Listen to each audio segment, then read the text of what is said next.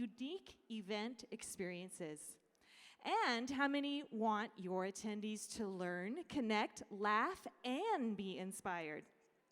Our next speaker served on the MIC Council for several years. She is a sales mindset expert and certified speaking professional. That is what CSP means. She wrote, produced, and performs a one-woman show about the ups and downs of life as told through comedy, and pairs that with an inspirational keynote, giving your corporate audiences a unique experience that will make them laugh and impact their work and life. Please welcome Kahn, CSP.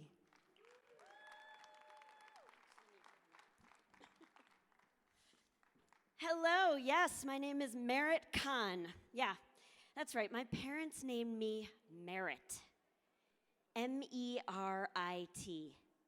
It literally means worthy of praise. How did they know?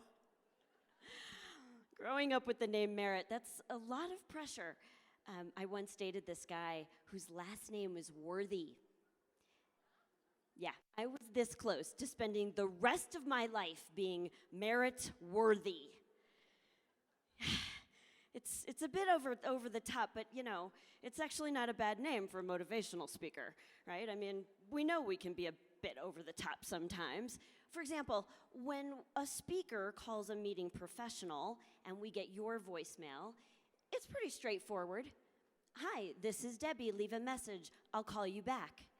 But when you call one of us, it's more like, hi, this is Susie, CSP, CPAE, CMP, PhD, MD, ESP, MICKEY, MOUSE.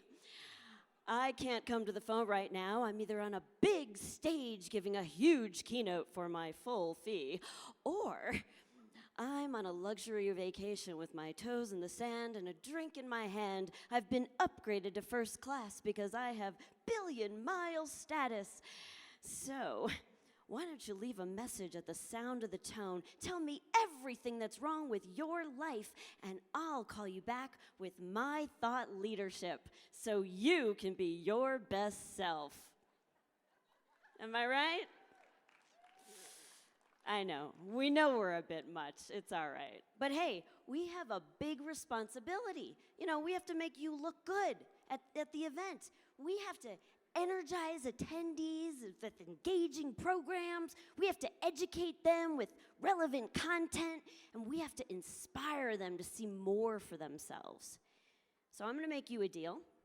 How about, in our short time together, I give you a story, a couple key points, a little humor, some interaction, and a relevant takeaway for your business. And in exchange, all I ask is that when you book me, you give me more than 10 minutes for the keynote. Is that a deal? All right. So raise your hand if you know someone whose default answer is the word no. Raise your hand. Okay, you know, if you refuse to raise your hand, we're all looking at you go, there's one of those people. You know, we all know one of those people. We may work with those people, we may be in relationships with those people, or in my case, happily divorced from one of those people. You know, but there's a whole group of them, actually. You may know them. Collectively, they're called teenagers. Have you heard of these people?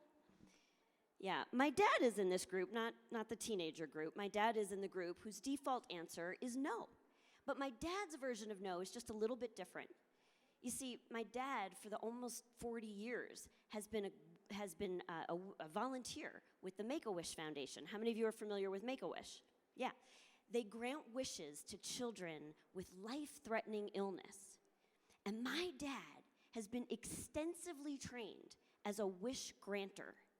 It's his job to sit down with a child and to find out their big wish. And no matter what their wish is, no matter what they say, my dad says the same thing. He says, no, not big enough. Are you open to more? I mean, it's the Make-A-Wish Foundation. It's not the Make-A-Realistic Request Foundation. So 9-year-old Ethan had a rare blood disease, and his big wish was to see his favorite basketball team play a game. And my dad said, "No, not big enough. Are you open to more?" So Ethan thought, all right, I want to see my favorite team, and I want to sit front row, center court. And my dad said, "No, not big enough. Are you open to more?" Well, Ethan couldn't think of anything better than that. But then his face lit up, and he goes, all right, I want to see my favorite team. I want to sit front row, center court, and I want to meet all the players. Now, I'm guessing you know what my dad said. I want you to say it with me and put a little attitude into it. No, not big enough. Are you open to more? All right, we'll work on that. But yet, Ethan was holding so much. He was dealing with a lot in a short period of time. But my dad was open to bigger experience for Ethan. He saw bigger possibilities. And that's kind of just what I grew up with. My dad was always challenging me to think bigger. And he always taught me that in business, never take no for an answer, but take no as the starting point. And I think that's why I do what I do today, why people hire me as a mindset coach.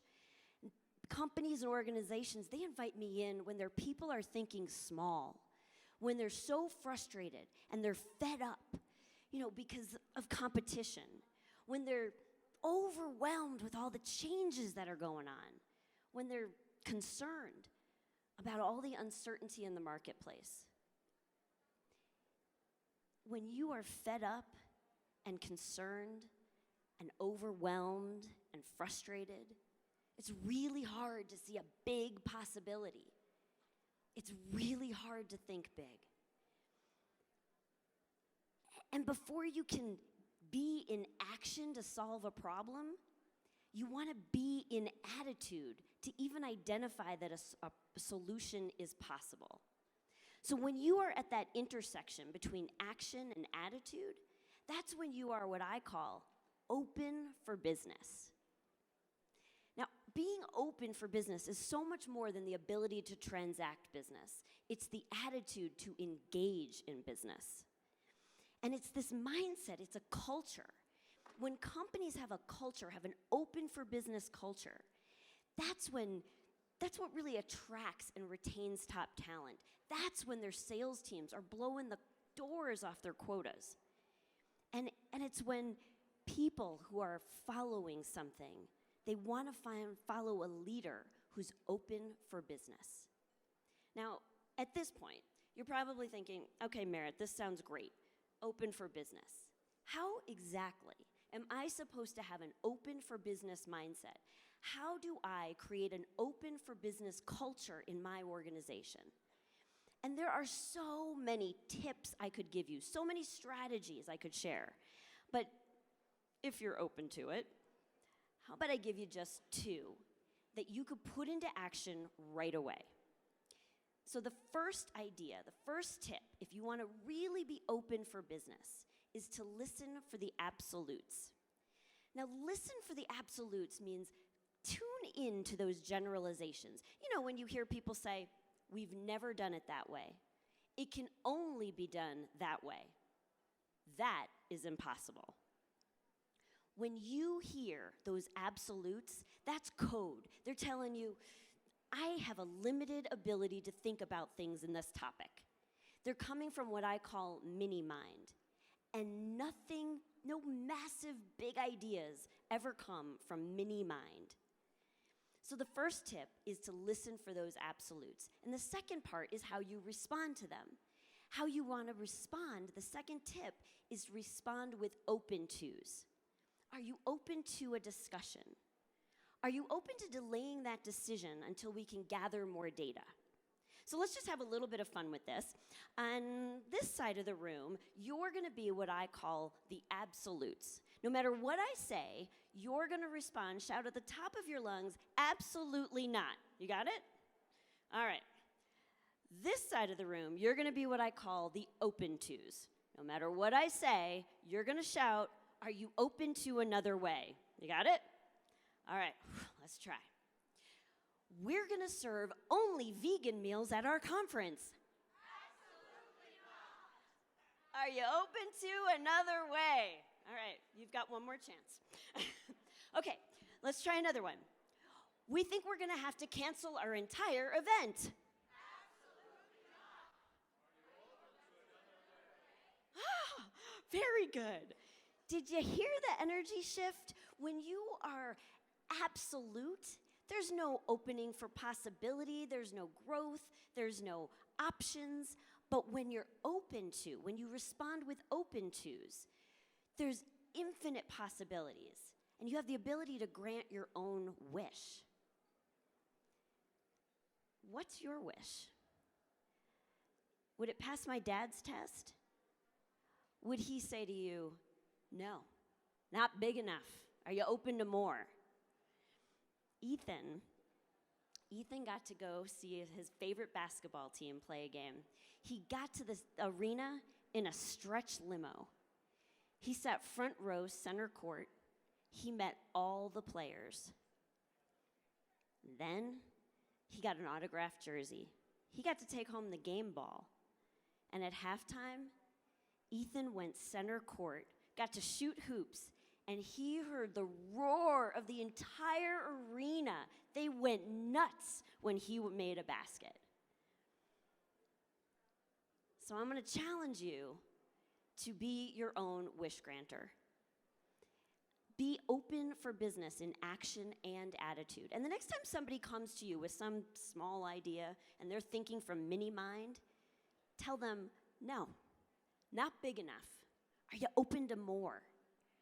And when they absolute all over you, answer with, are you open to another way?